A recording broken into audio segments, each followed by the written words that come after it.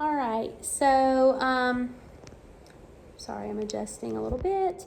All right, so I want to start off with y'all on page 3 in your packet. So we're still in Unit 4, but there were some key takeaways that I wanted you to get from the square roots and the cube roots. So first of all, on all 3 of these, I kind of marked my pivot point because your pivot point is going to help you with your domain and your range. So you'll notice that the pivot point was 0, 0, and we have a 0, 0. Change it, keep it, so negative 3, 0, because nothing's added or subtracted. Notice that my domain and range have those numbers.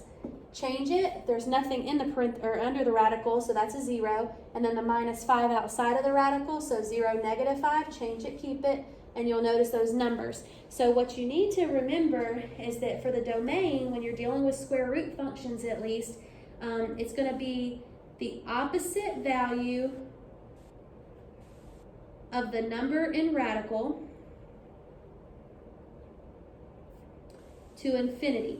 Now this is most of the time, all right? Because if there was a negative under the house, like if this had a negative x, remember that negative would cause it to flip over the y-axis, and then this would be reversed. It would be negative infinity to whatever that opposite value is. All right, but again, we're not going to really see that in this class as much. All right, so then the range is whatever the constant value is. That's the number that's being added or subtracted outside of the radical. So outside of the radical, it's added or subtracted, right? To infinity. All right.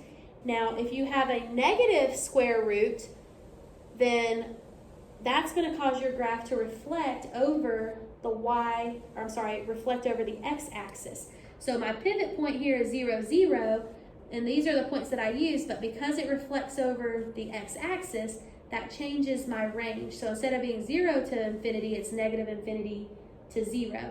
And again, this pivot point would be negative 3, 0, 0, negative 5, and you can see those numbers reflected. So for the domain, it's the same as above, it's just the opposite value of the number in the radical to infinity.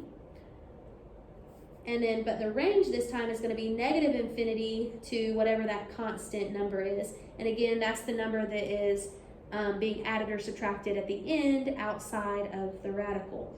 All right, now cube roots are awesome because with cube roots, because they always go left and to the right, remember you have that little pivot point. It goes up to the right, down to the left. That's opposite direction. So for those, it's always going to be negative to positive infinity.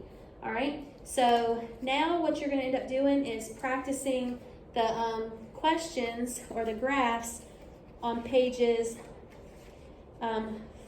4, 5, and 6.